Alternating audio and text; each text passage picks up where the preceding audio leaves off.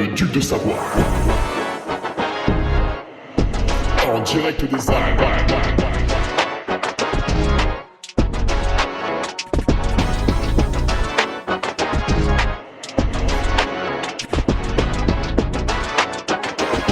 Le podcast de Hugo Ferrari.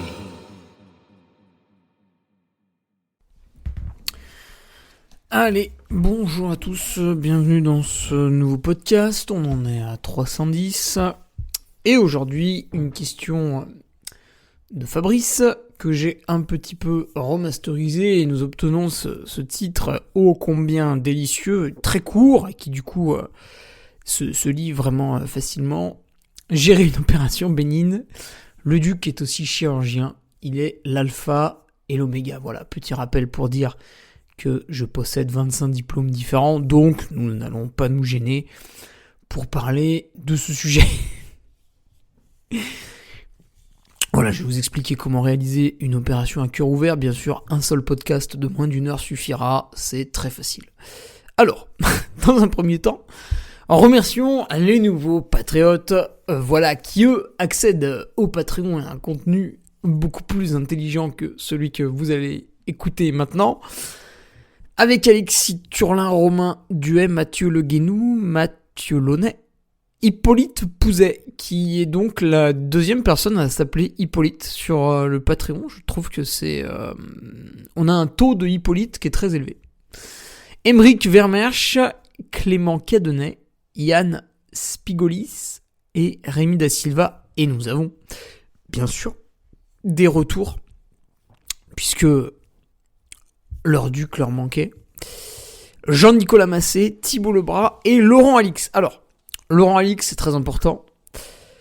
Je dois m'excuser auprès de lui, puisque sur mes revues de presse, donc que je publie tous les lundis, donc il y a un document qui fait entre 6 et 12 pages, qui retrace toute l'actualité du trail le week-end dernier, et parfois on parle des courses à l'étranger. Et quand ça tombe sur l'Asie, il m'est arrivé 2 fois. Alors, la revue de presse est écrite de manière très sarcastique, avec un humour parfois noir, voilà, très poussé, horrible même des fois, c'est vrai. Et il m'est arrivé 2 fois d'utiliser le mot Shintok pour désigner des personnes d'origine asiatique. Et je m'en excuse auprès de Laurent Alix, qui est aussi d'origine asiatique du coup, puisque ce n'est pas drôle en fait. C'est vrai que ce mot n'est pas drôle. Je l'ai utilisé sans réfléchir. Il n'avait pas de but particulier et du coup je peux tout à fait m'en passer pour continuer à produire des revues de presse désopilantes. Je n'ai pas du tout besoin d'employer ce terme péjoratif au même titre que négro pour parler d'un noir, voilà, c'est péjoratif. D'ailleurs, négro, je ne l'ai jamais employé parce que c'était assez acquis dans mon cerveau, et Shintok, ça s'est mal filtré, donc je m'excuse auprès de Laurent, je le referai plus. Et d'ailleurs, je voue pas un culte, mais je suis assez fasciné, et vous l'aurez lu, d'ailleurs Laurent, tu le liras dans la précédente revue de presse, par les coureurs asiatiques qui arrivent très très très fort, alors principalement chinois, qui arrivent très très fort quand même dans le trail et l'ultra trail, surtout l'ultra trail. On a par exemple J Duo qui a fait un bel UTMB, il était 14e et il s'est fait un hiver monstrueux, là il a encore mis une fessée à tout le monde. Je sais pas s'il a prévu de revenir à l'UTMB, mais il va faire très très mal. Très très mal. Voilà. La petite aparté. Alors, cette introduction va être extrêmement longue, puisque j'ai beaucoup de choses à vous dire. Déjà, vous l'avez vu aujourd'hui, le naming UTMB. Donc, avant, c'était, depuis 2023, le choc, le séisme. On ne dit plus l'UTMB, mais on dit le Dacia UTMB. Et vous avez tout un tas d'écologistes qui possèdent eux-mêmes des voitures, mais qui trouvaient scandaleux qu'on écrive Dacia à côté du TMB. Certains ont même osé dire que Dacia était le pire constructeur, alors je ne sais pas sur quel chiffre ils se basent, ça m'intéresserait beaucoup de les avoir. Mais je pense que vu le chiffre d'affaires de Dacia et vu le chiffre d'affaires au hasard de Mercedes, il y en a un qui produit plus que l'autre. Voilà. Ça marche aussi avec Volkswagen.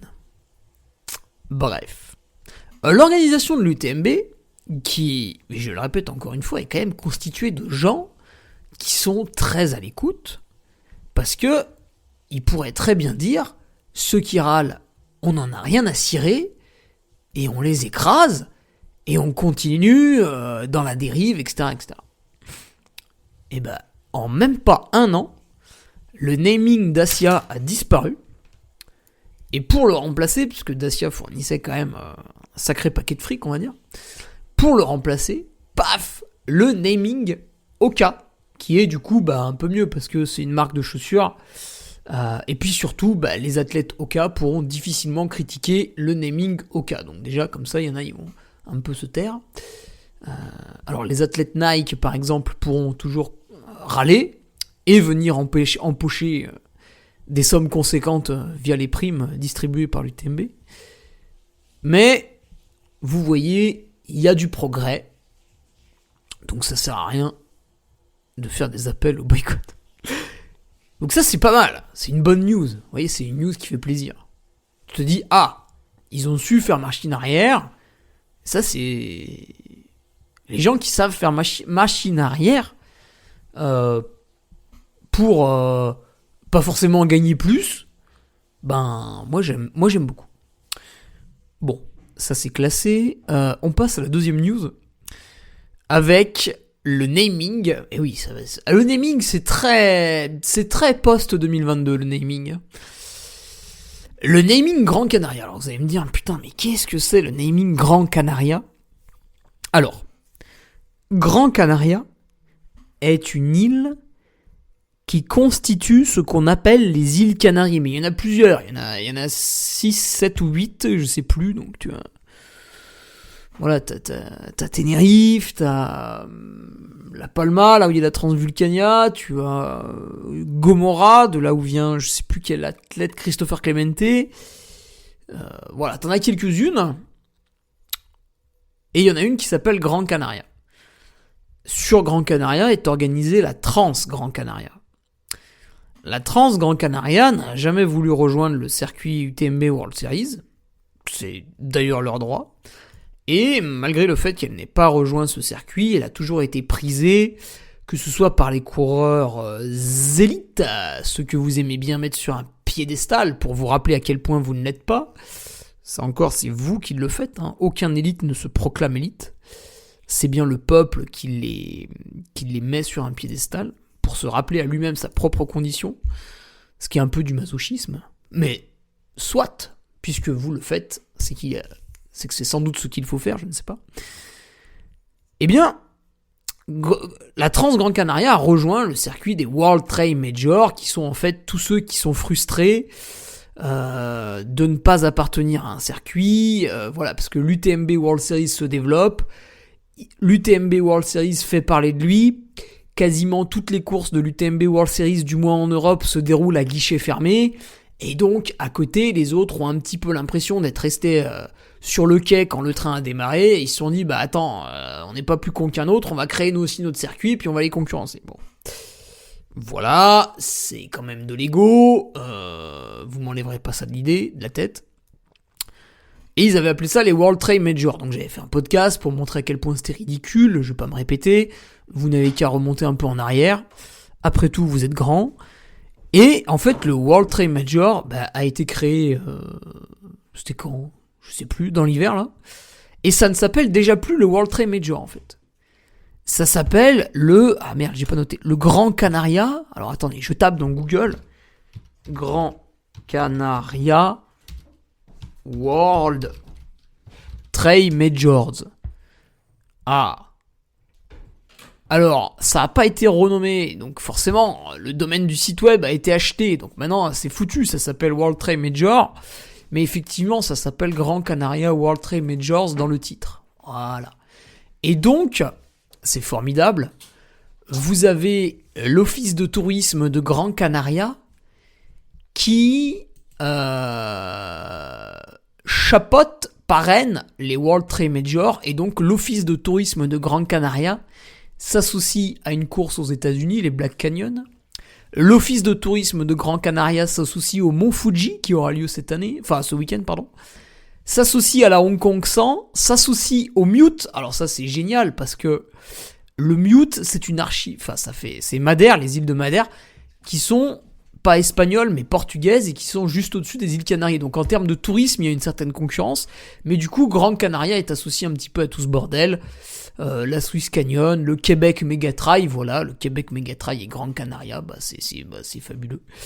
Que dire de plus ? Rien, parce que nous avons traité ce sujet dans la bande à des plus. L'épisode sort demain, jeudi 25 avril. D'ailleurs, c'est un épisode de la bande à des plus que je vous invite vraiment à écouter. À part quelques monologues de Stéphane Brognard, il m'en voudra pas, il le sait. Quand il prend la parole, il oublie qu'il faut la rendre un peu après. Notamment au niveau de la Barclay, où bon là, forcément, c'est son grand kiff, donc l'émotion prenait le dessus. Mais au-delà de quelques monologues de Stéphane Brognard, c'est très très punchy, très inspirant, très très passionnant. Et nous avons traité... et d'ailleurs, le meilleur des avis a été donné par Jean-Michel Fort-Vincent. Nous avons traité du naming Gran Canaria. Voilà, fabuleux. Donc je vous invite à l'écouter demain. Avant tout ça, la semaine dernière, je vous avais aussi parlé de la Trans Gran Canaria. Putain, toujours eux, quoi. Organisée par la société Arista Événements, dont un des sponsors est l'entreprise PepsiCo, qui est valorisée en bourse. Alors attendez, parce ils sont un petit peu montés là ces derniers temps. Voilà, PepsiCo. Ah merde, j'ai pas mis bourse devant. Bourse, PepsiCo. Ah oui, putain, plus 3% aujourd'hui, on se régale. 242 milliards, voilà. Donc c'est sans doute un peu plus que Dacia. Et donc la Trans Gran Canaria, en fait, refuse de communiquer ses résultats à l'organisation de l'UTMB. Et je vous avais dit la semaine dernière que si vous participez à la Trans Gran Canaria, vous n'avez pas d'index UTMB, en fait. Vous avez une cote ITRA, parce que ça les gêne pas de proposer des résultats à quelque chose qui demande aux utilisateurs de payer 12 € par an. L'UTMB est gratuit. Mais par contre, ils sont vexés, ils veulent pas travailler avec UTMB, donc ils donnent pas leurs résultats pour coter à l'index UTMB. L'UTMB, qui sont quand même très sympas, ont coté les 20 premiers. Alors, je sais pas comment ils ont fait pour récupérer les résultats, parce que est-ce qu'ils les ont un petit peu forcés, voilà. Mais du coup, en fait, le ridicule est énorme, puisque sur la Trans Gran Canaria, vous avez les 15 premiers hommes et les 5 premières dames qui obtiennent une cotation, soit un total de 20 personnes. Et le 21e n'a pas d'index UTMB. Tout ça parce que il y a une guerre d'ego. Voilà. La Trans Gran Canaria refuse désormais de communiquer ses résultats pour que l'UTMB propose un index UTMB. Et en fait, j'ai percuté cette semaine que nous avons une autre course proche de chez nous, la Sky Race des Mathésins, qui est d'ailleurs organisée le dimanche 5 mai, en même temps que le Trail Nivolet-Revard. Ça, ce n'est pas très grave. On est assez loin l'un de l'autre, il y a 1h30 de route. Puis moi, mes courses sont pleines. C'est pas leur cas, moi, elles le sont. Et eux refusent également de communiquer leurs résultats à l'UTMB. Donc si vous courez la Sky Race des Mathésins, vous n'aurez pas d'index UTMB.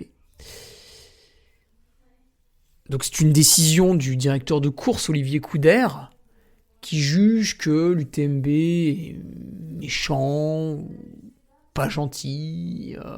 Voilà, ils préfèrent fournir une cote ITRA parce que c'est une association et du coup ils ont pas le monopole de je sais pas quoi.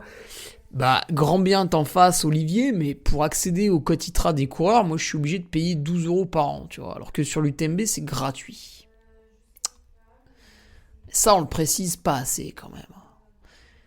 Parce que il y avait un kiki là de l'ITRA qui était venu sur le podcast Let's Try et qui avait expliqué droit dans ses bottes que c'était gratuit. Alors c'était entièrement faux, à l'époque ça coûtait 8 €.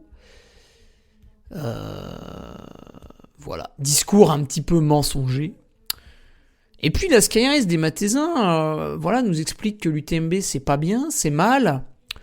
Quand je me penche un peu sur le prix des dossards à la Sky Race des Mathésins, alors je sais pas s'il y a une prestation exceptionnelle à côté, mais je vois que le 25 km est tout de même à 53 €. C'est beaucoup, 53 € pour faire 25 km. Voilà, encore une fois, il y a peut-être une prestation exceptionnelle à côté. Au niveau les revards, 53 €, c'est pour faire 58 km. À l'inscription, on vous donne 1,5 litre de bière ou un t-shirt qui a été réalisé en Europe à Barcelone via la société HG Sport. Et vous avez le repas qui est inclus, c'est une tartiflette qui mijote depuis le matin dehors, enfin vous pouvez même passer la voir. On vous offre vos photos. Vous avez un chronométrage correct avec 4 points de passage. C'est Ludo Collet qui anime les courses. Voilà. Et donc, pour 53 €, vous faites notre 58 km. Et là, pour 53 €, vous allez faire 25 km. Alors, j'imagine qu'il y a des frais supplémentaires, peut-être. Des accompagnateurs de haute montagne. Je crois que ça, ce sont des frais supplémentaires. Mais tout de même, quand tu demandes 53 € pour faire courir les gens sur 25 km, est-ce que tu es bien placé pour critiquer l'UTMB, tu vois ? C'est une question que je me pose, j'ai pas forcément la réponse. Alors il y a beaucoup d'autres courses qui ont vu le jour, il y a un 42 km qui coûte 64 €, donc le ratio est un peu moins élevé, mais quand même un peu conséquent. Il y a un 19 km qui coûte 35 €, voilà, c'est les chiffres, et comme d'habitude, c'est chiant, les chiffres. Tiens, par exemple, là en ce moment, j'envisage d'acheter un appartement pour augmenter mon parc immobilier. Et en fait, je suis déjà propriétaire dans la copropriété où je veux acheter un nouvel appartement. Et je sais exactement ce qui se passe. On a des charges qui ont beaucoup augmenté ces dernières années. Et surtout, nous allons devoir faire des travaux très conséquents puisque l'immeuble menace de s'effondrer, qui font que les propriétaires, suivant la taille de l'appartement, vont devoir débourser entre 10 et 30 000 €. Si vous avez un studio ou un T4, quoi, en gros. Et l'agence qui va me faire la visite ne sait pas encore que je suis propriétaire, mais bon, ils auraient pu taper mon nom, ils l'auraient trouvé sur les procès-verbaux des assemblées générales. Et je suis en train donc de leur faire croire que je découvre un peu. Ils ne me parlent pas des travaux. Certes, qui ne sont pas mentionnés sur l'Assemblée Générale, mais la dame qui vend le sait très bien qu'on va faire les travaux, parce que j'ai un groupe WhatsApp où cette dame s'exprime, donc je sais exactement. Et ils ne me fournissent pas, malgré plusieurs relances, ils m'ont fourni tous les documents que je voulais, sauf les charges de l'an passé, puisqu'elles ont beaucoup augmenté en fait. Et ce n'est pas encore inclus dans les nouveaux procès-verbaux de l'Assemblée. Donc c'est quelque chose de transparent que l'acheteur ne peut pas voir s'il ne sait pas. Et donc je vais débarquer avec tous les chiffres en fait lors de la visite et l'agence immobilière va être déconfite en fait, voyant que le poteau rose est révélé. Alors évidemment ils vont avoir une réaction très simple, c'est qu'ils vont m'envoyer bouler et ils vont vendre l'appartement à un pigeon. C'est normal, les pigeons sont là pour se faire pigeonner, c'est leur rôle dans la vie. C'est le rôle d'un pigeon, c'est se faire pigeonner. Et tout ça pour dire que la pauvre dame va se prendre tout un tas de chiffres dans la poire. Et d'ailleurs, je pense qu'elle est même pas au courant qu'il y a des travaux. Enfin bon. Voilà, donc les chiffres, la violence des chiffres, voilà les chiffres racistes, les chiffres sectaires, les chiffres extrêmes, voilà, mais les chiffres tout de même les chiffres indémontables. inébranlable. 1 + 1 = 2, et on peut faire ce qu'on veut, ce sera toujours ça. Voilà, à une époque où on peut changer de sexe, c'est bien de le rappeler. D'ailleurs, moi, je m'identifie à un zèbre. J'aimerais beaucoup que les organisateurs de courses créent cette catégorie, puisqu'ils refusent mon identification au zèbre, et c'est de la ségrégation. J'envisage de déposer une plainte. Bref, je n'ai pas terminé mon introduction, puisqu'il faut aussi que je présente mes excuses à Kevin Gadsola, qui est un patriote. Et il a terminé le marathon de Nantes en 3h03, ce qui est très bien. Enfin, j'imagine. Ça dépend, ça se trouve, il visait 2h30 et il est déçu, j'en sais rien. Mais il passe la ligne d'arrivée, magnifique photo, le t-shirt du Carmi, resplendissant sur le tapis rouge, parce qu'il y avait un tapis rouge pour l'arrivée au marathon de Nantes. Et Kevin, la tête droite, les lunettes de soleil un peu à la Lance Armstrong, le crâne légèrement dégarni, serein, droit, une position absolument parfaite. On a l'impression qu'il allait faire un 2e tour. Voilà. Et je ne l'ai pas mis dans la revue de presse parce que Kevin, je m'excuse, mais tu avais créé la course marathon de Nantes, mais tu ne t'y étais pas ajouté. Ce qui fait que sur le marathon de Nantes, j'avais la course qui apparaissait sur notre calendrier interactif, mais je n'avais pas le nom de la personne. Et donc, je n'ai pas pu parler de toi. Voilà, du coup, tu prends les félicitations en podcast devant 7500 personnes, 7500 écoutes en tout cas. Voilà. Allez, un petit point pour dire que je serai ce week-end speaker sur le live UTMB de la course Canyons Endurance Run. Et sur le 100 miles, il n'y a pas un très très gros plateau, mais il y a quelques favoris, ça va être sympa. Mais c'est sur le 100 km où on va avoir un duo formidable avec Adam Peterman et Peter Engdahl. Là, ça va être... Là, ça va courir. Là, ça va courir très très vite. Allez, d'un point... Donc, ce sera samedi, la diffusion. Je crois que c'est à partir de 13h30 sur la chaîne YouTube de l'UTMB. Enfin, vous allez sur YouTube... vous tapez Canyons Endurance Runs UTMB, voilà, je vais relayer le lien en story et en publication, parce qu'on se régale quand même sur ces petits lives, donc voilà. En plus, il y a un chat, donc vu qu'il y a un chat, vous pourrez interagir avec moi pendant la diffusion du live, ce qui est très drôle. Voilà. D'un point de vue athlète, écoutez, grosse semaine d'entraînement, encore aujourd'hui, voilà, du coup le podcast publié un peu tardivement, c'est vrai. D'autant que j'essaie vraiment de beaucoup récupérer en parallèle des entraînements, donc c'est des choses qui prennent du temps. Voilà pour ma prochaine course. Toute ma saison a été annoncée sur Patreon en octobre via un PowerPoint et un audio légendaire. Pourquoi j'y vais, etc., etc. Qu'est-ce que je voulais dire sur mon site web? Putain, j'ai plus de t-shirt en taille M. Donc voilà, je peux malheureusement fournir plus que les gens très petits et maigres ou grands et gros. Voilà, je n'ai plus le moyen. Le e-book se vend pas mal en ce moment, je sais pas, vous avez envie de vous entraîner, c'est bien, entraînez-vous. Donc le e-book, je rappelle, créé en 2021 avec Nicolas Martin, qui lui est un vrai coach pour le coup. Il y a rien à dire, le e-book est quasiment parfait. Un livre sortira, mais voilà, ça fait 1 an et demi que je le dis, mais il sortira. Un jour il sortira. Mais pour l'instant, achetez le e-book parce qu'il sortira pas tout de suite. Dans le livre, on ajoutera des petits passages sur la musculation et sur l'ultra qui manquent un peu au e-book, c'est vrai. C'est vrai, le e-book est destiné aux gens qui vont faire des efforts jusqu'à 80 km. C'est vrai qu'au-delà, on n'a pas vraiment parlé. Et puis dans le livre, on en profitera pour mettre tous les conseils nutrition de mon ami Sébastien Diffenbrom qui m'a écrit de nombreux articles sur le Patreon. Tout ça est accessible sur mon site web via l'onglet Patreon pour ceux qui sont patriotes.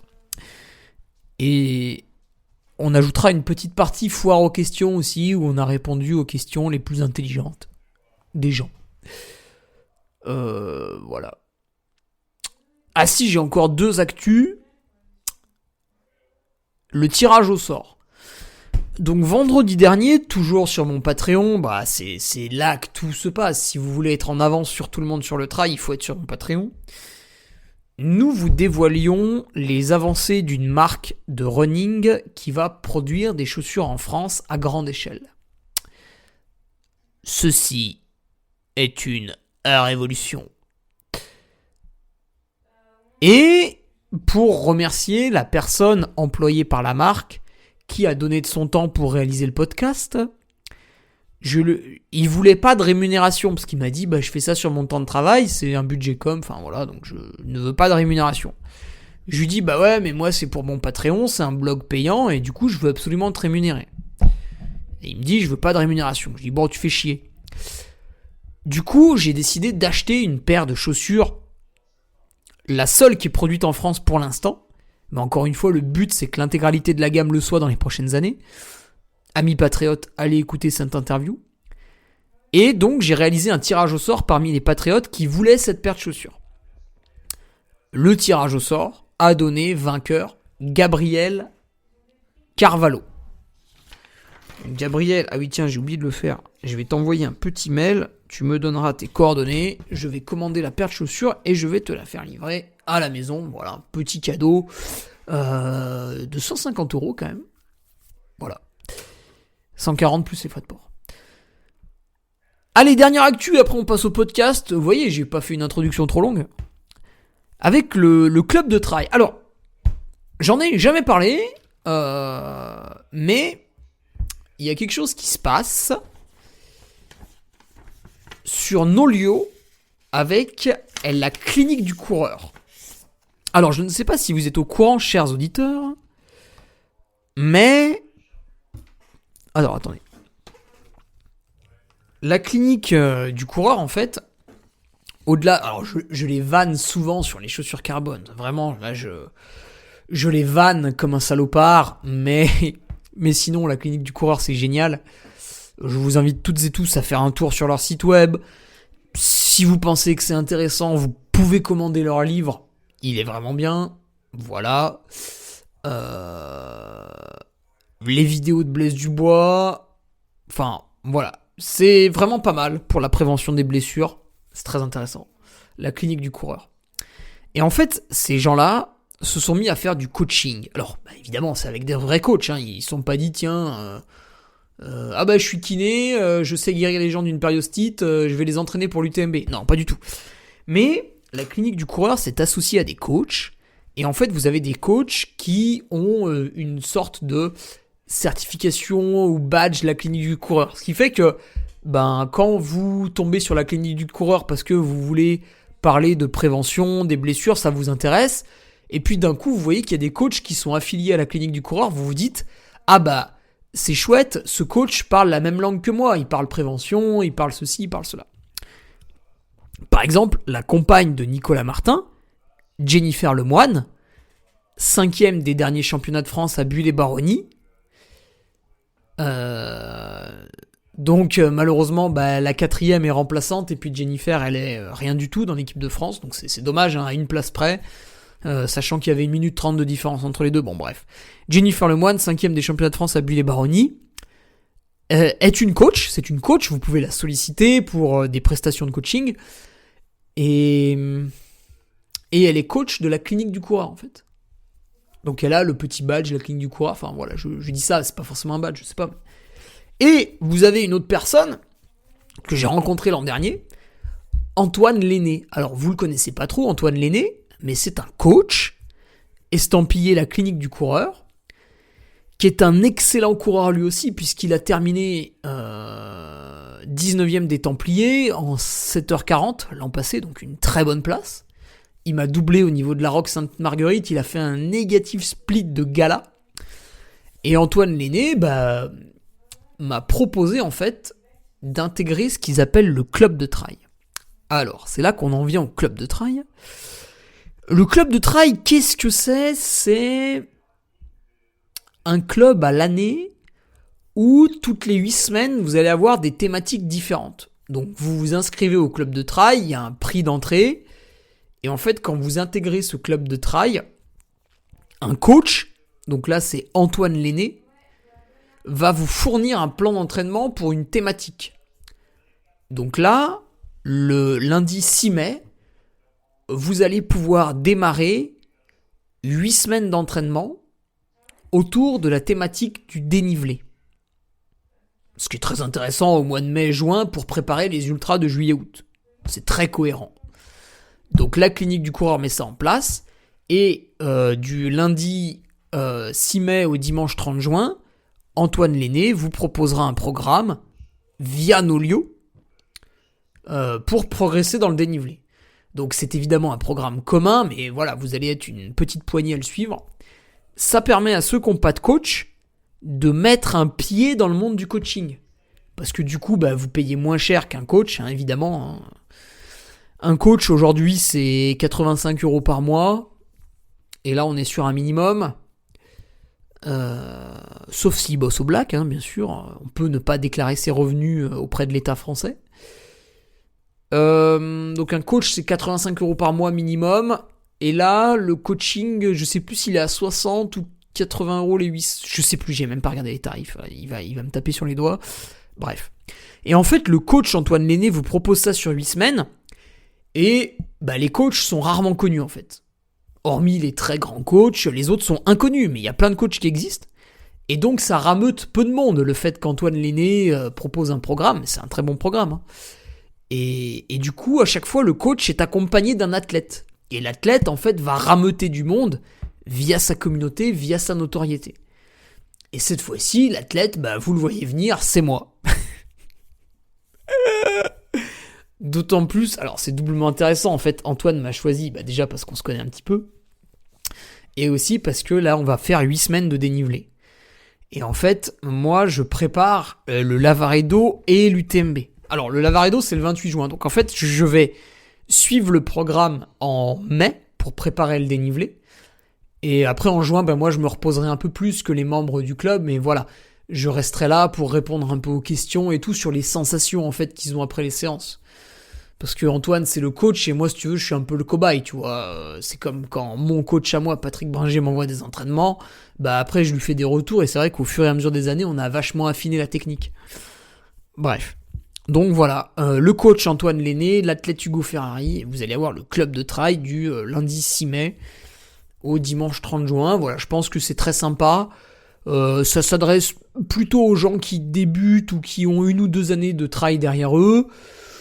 Je crois pas qu'on dépasse les 80 km par semaine. Il y a même 2 groupes. Il y a un groupe qui en fera moins d'ailleurs. Et 80 km, je rappelle, ce sera un maximum.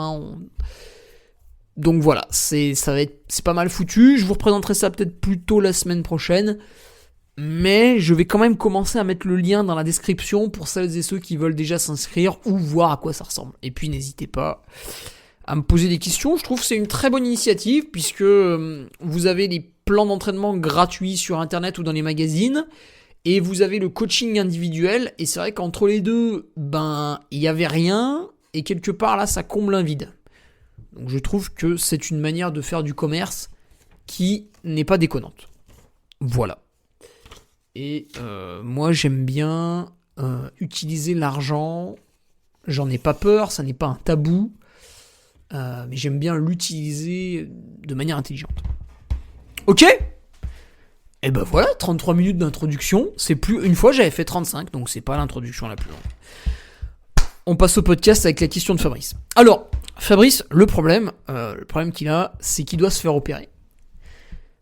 Rassurez-vous, c'est une opération extrêmement bénigne. Voilà, c'est quelque chose de vraiment très simple. Par contre, il ne peut pas faire de sport. J'entends par là une montée du cardio-fréquence-mètre et une transpiration excessive pendant 15 jours.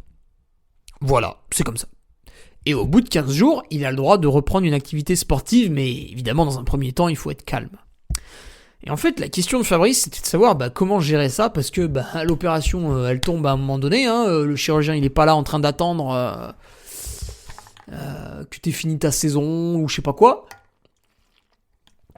Donc l'opération a lieu à un instant T, et toi, tu dois te démerder avec. Donc sa question, c'était comment faire pour que ça s'articule au mieux dans son année de trail.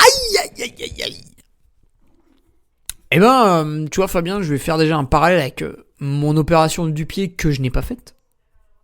Parce que j'ai une boule sous le pied en fait. D'ailleurs en ce moment elle me tire un peu.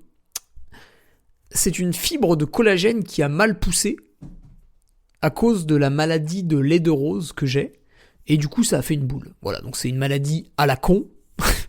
Ça n'est vraiment pas grave du tout.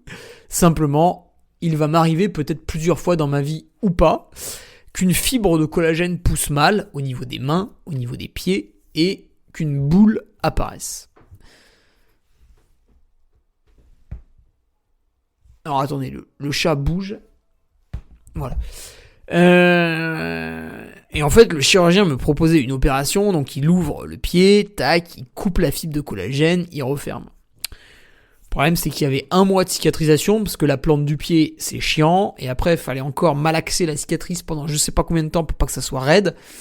Et la reprise, via la déminéralisation osseuse qu'engendre 4 semaines de coupure, allait être très longue. Et donc, à partir du moment où je me faisais opérer, il n'y avait pas de compétition pendant 3 mois. Tout mis bout à bout. Donc là, Fabrice, tu comprends déjà qu'avec 15 jours d'arrêt, si tu te fais opérer le 1er juin, il n'y aura pas de compétition avant le 1er août. Dans un monde idéal où on respecte son corps. Après, tu peux faire n'importe quoi et tenter le diable. Mais nous, on va rester dans un monde idéal où on essaie d'être en bonne santé. Donc, alors moi j'ai pas fait l'opération parce que avec une semelle, en fait avec un trou dans la semelle, donc je remercie le podologue Corentin Mendes qui m'a fait ça, avec ses mains, avec un trou dans la semelle, et des petites plaquettes là qui font que j'appuie un peu plus ailleurs, et ben j'ai pas mal quand je cours. Donc pas besoin de se faire opérer pour l'instant. Mais Fabrice n'a pas le choix, donc il va se faire opérer. Alors, j'ai envie de te dire, Fabrice, il y a 3 phases avant, pendant l'opération, enfin la pause, et après la pause, à la reprise de l'activité physique. Alors, avant l'opération, évidemment, en trail, on est tous des énormes mongols, et on va être tentés de bourriner, voilà, comme des porcs. Parce que, voyant la privation arriver, on va vouloir en faire le plus possible.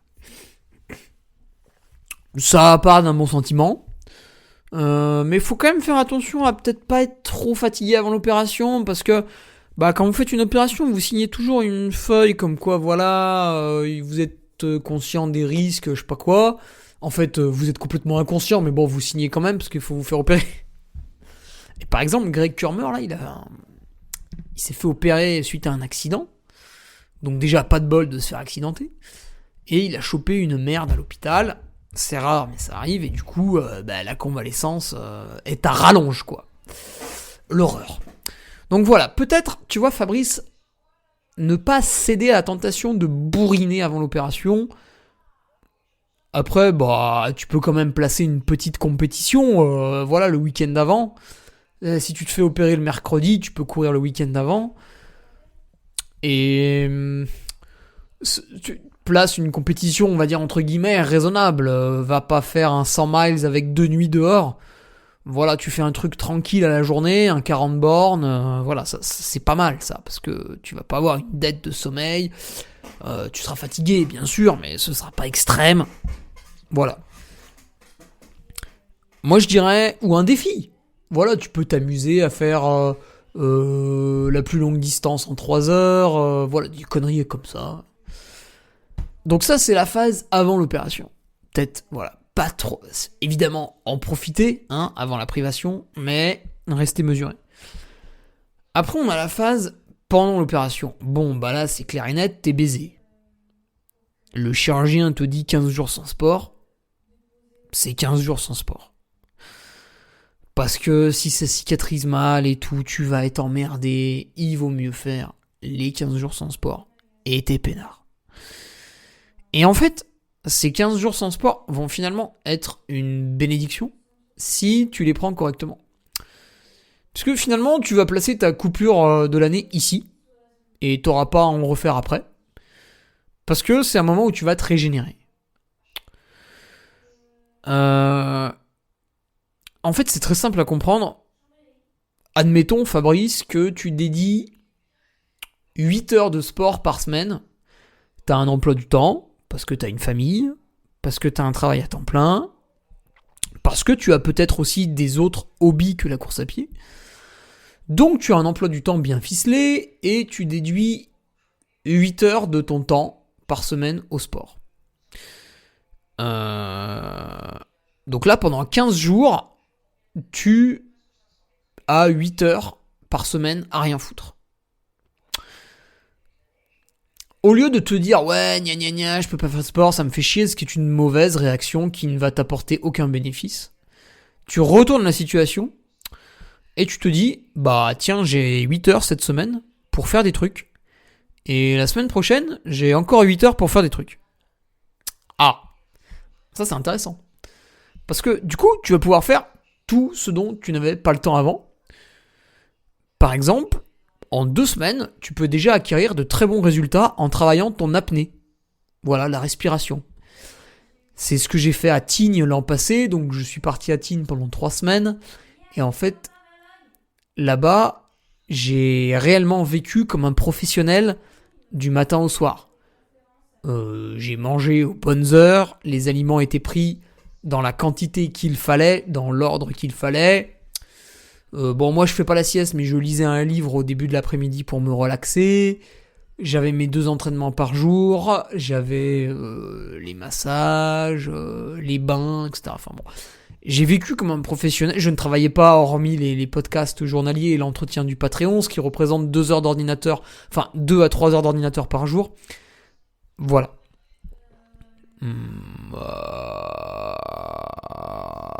Je fais quelques vocalises. Donc j'ai réellement vécu comme un professionnel et du coup j'ai pu inclure, parce que j'avais du temps libre, de la respiration, donc des séances d'hypercapnie et des séances d'apnée. Si vous voulez en savoir plus, vous n'aviez qu'à être abonné à mon Patreon, ou si vous voulez pas vous abonner à mon Patreon parce que ça vous fait chier, vous pouvez télécharger sur mon site internet tous les audios que j'ai fait pendant que j'étais à Tignes. J-30 UTMB 2023, ça coûte 5 €, ça dure 14 heures, et vous avez tous les documents annexes. Autant vous dire que c'est presque gratuit, quoi. Ça devrait valoir au moins 95 €, mais je vous ai fait une promotion exceptionnelle, ça n'en vaut plus que 5. Oussama Hamar, si tu m'écoutes, arrête. Escroc, voleur. Mais le pigeon est là pour se faire pigeonner. Et quand tu vois la taille d'Oussama qui augmente à vue d'œil, tu te dis qu'il y en a beaucoup. Il y en a beaucoup. Storytelling. Alors. Donc ouais, tu peux faire de la respiration. Alors tu vas pas faire 8 heures de respiration, évidemment. Je vais te donner d'autres occupations. Mais je pense que ça peut être très bien, la respiration. Alors, tu peux aussi te mettre à la méditation. La méditation, alors vous avez tout un tas de bouquins qui en parlent, évidemment, parce que dès que quelqu'un se met à méditer, il se dit, tiens, pour quand même continuer à gagner de l'argent, je vais écrire un livre sur comment méditer, alors que ça existe déjà. En gros, la méditation, c'est facile. Vous allez dans une pièce, vous fermez la fenêtre, vous fermez la porte, faut pas qu'il y ait trop de bruit, vous vous asseyez en tailleur, vous fermez les yeux, vous respirez calmement et vous réfléchissez à des trucs. Voilà, évidemment, il n'y a pas de téléphone, hein. Alors, oui, y a plein d'autres choses à faire, mais déjà, vous faites ça, c'est bien. Donc, tu peux te former un peu la méditation. Vas-y, achète un livre à la con, là. Tu prends celui qui est le plus lu sur Amazon, le plus d'étoiles, et puis voilà, c'est parti. Tu peux faire ça, ouais. Ça peut être sympa. En plus, la méditation va diminuer ton stress, donc si toute l'année, ton stress augmente à cause du travail, de la famille ou du sport, là, pendant 2 semaines, tu mets un peu l'accent sur la méditation, et tu fais descendre ta jauge de stress. Ça peut être intéressant. Tu peux lire, tout bêtement.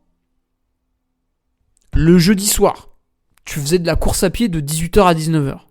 Et là, le jeudi soir, tout le monde ferme sa gueule, t'es dans ta chambre et tu lis de 18h à 19h. Voilà, c'est comme ça. Tu peux lire des bouquins sur la nutrition, sur la santé, les étirements, sur l'entraînement. Voilà, sur ce que tu veux, sur d'autres trucs. Voilà. Lecture, 18h, 19h. Bam, au lieu du sport. Tu peux faire des formations. Alors ça, je sais pas trop comment ça marche, j'en ai jamais fait puisque je suis suffisamment intelligent comme ça. Mais tu peux te former sur plein de domaines, j'imagine. Putain, si un coup j'avais acheté une formation sur la bourse à Jean Rivière. C'était pas mal, mais en fait, il parlait pas réellement de comment faire. Enfin, ça m'avait un peu déçu. Bon, au final, ça m'a mis le pied à l'étrier et maintenant je sais tout faire par moi-même. Mais bref. Ouais, tu peux utiliser ton temps. Donc le jeudi soir, tu fais lecture. Le vendredi soir, t'avais prévu de courir de 18h à 19h. Bam, c'est formation. Tu peux aussi t'en foutre de tous ces trucs de développement personnel. T'en as rien à branler. Et tu vas augmenter ton capital sympathie auprès de tes proches ou de tes amis. Tu sais, tous ces gens à qui tu refuses des apéros, des trucs comme ça, parce que toi, le soir, en fait, au lieu de boire de l'alcool au bar, ce qui te fait perdre à la fois la santé et de l'argent, mais te fait gagner du crédit social, tu t'entraînes. Dans un but égoïste de développement personnel. Et ben là, cette fois-ci, tu peux aller manger toi aussi un bout de saucisson acheté à métro au VNB du coin avec tes copains en buvant des bières. Ou, ça c'est peut-être un petit peu mieux, si t'as des enfants, tu peux t'en occuper le soir, au lieu d'aller courir, parce que j'imagine qu'une gymnastique s'était créée avec ta compagne, voilà, pour la gestion des enfants. Enfin, je sais même pas si t'en as, mais prenons le cas où tu en es. Voilà, donc le mercredi soir, c'est elle qui gère les enfants pendant que tu t'entraînes. Le jeudi soir, c'est toi qui gères les enfants pendant qu'elle s'entraîne, etc., etc. Et bah là, tu peux faire un double. Tu peux t'en occuper 2 soirs, au lieu d'un. Parce que tu as enlevé la case entraînement. Donc voilà, mettre le cursus sur les amis, mettre le cursus sur la famille. Tu peux faire un jeûne. Alors ça prend pas de temps, ça t'en fait même gagner parce que tu manges pas. Sur mon Patreon, j'ai fait un audio sur le jeûne. Ou alors c'était un podcast public, je me rappelle plus. Bref, c'est très facile. C'est très facile le jeûne. Très très facile. Il y a une phase de descente pendant 3 jours où tu vas manger de moins en moins. Jour 1, des légumineuses. Jour 2, je sais plus. Jour 3, jus de légumes uniquement. Et jour 4, tu jeûnes. Jour 5, tu jeûnes. Jour 6, tu jeûnes. Jour 7, tu remets des jus de légumes. Jour 8, je sais plus. Et jour 9, tu remets des légumineuses. Et voilà. Et pendant 9 jours, t'as quasiment jeûné. Enfin, en tout cas, t'as jeûné 3 jours et le reste, c'est une descente et une remontée. Bref, voilà. Ça, vous voyez, ça a pris 1 minute. Facile, hein. Et alors, dernière option, ça peut en intéresser certains. Tu peux travailler plus. Et oui, Nicolas Sarkozy, rappelez-vous. Travailler plus pour gagner plus. Et le pigeon est là pour se faire pigeonner. Parce qu'en France... En France, quand tu travailles plus, en fait, la seule chose qui se passe, c'est que tu augmentes ta tranche d'imposition et tu te fais enculer un peu plus. Non, c'est pas vrai, tu gagnes quand même un peu plus d'argent, mais il y en a qui en gagnent beaucoup plus quand tu travailles plus, c'est l'État. Hein. Lui, il est refait. Ah, Lionel, si tu m'écoutes, ça fait quoi une conversation qu'on a eue au Week-end Patriote? Voilà, j'en dis pas plus. Des fois, travailler plus pour se faire enculer un peu plus. Hein. Mais, non, sans déconner. Sans déconner. Tu supprimes 8 heures de course à pied par semaine. C'était mon postulat de base. Hein. Et ben, tu peux en profiter pour faire 1 heure d'heure sup au travail. Alors, je sais pas ce qu'est le travail de mes auditeurs, et il est évidemment très varié. Mais quelqu'un qui est salarié, souvent, il a l'occasion de faire ce qu'on appelle des heures sup. Donc le soir, au lieu de partir à 17h30, tu pars à 18h30 et bam, ça a fait 1 heure d'heure sup. Donc en plus, elle est un peu plus payée que les autres, ce qui va augmenter au final ton argent. Ou si t'es auto-entrepreneur, tu peux en profiter pour avancer sur d'autres projets, tu vois, des trucs que t'avais mis un peu sous le tapis et tout. Voilà. Et après, il y a ça, c'est la phase pendant. Ouais, il y a bien sûr la 3e phase, la phase après. Et là, je ne saurais...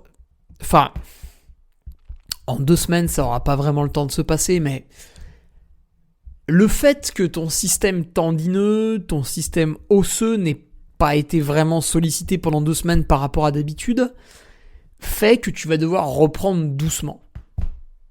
Voilà. Par exemple, si t'étais un coureur, si tu faisais 6-8 heures d'entraînement par semaine, tu faisais peut-être... Si tu faisais un peu de dénivelé, tu faisais 50-60 bornes. Et si tu faisais pas de dénivelé, tu faisais peut-être 80 bornes par semaine. Ça peut être intéressant de recommencer doucement. Une première semaine avec 20 km et 500 mètres de dénivelé. Une deuxième semaine avec 30 km et 1000 mètres de dénivelé. Une troisième semaine avec 40 km et 1500 mètres de dénivelé. Ça commence à occuper un peu, ça. Voilà, faire une reprise progressive sur 3 semaines pour revenir à ce que tu faisais avant. Parce que là, tu vois, si d'un coup, t'es tout neuf et tu repars, tu fais une semaine de 80 bornes, tu fais 2 semaines de break et tu refais une semaine de 80 bornes, et c'est cette variation des contraintes mécaniques qui fait que on se crée souvent des... Alors peut-être pas une fracture de fatigue parce que... c'est à moins que tu sois ultra stressé et pris par ton travail et ta famille.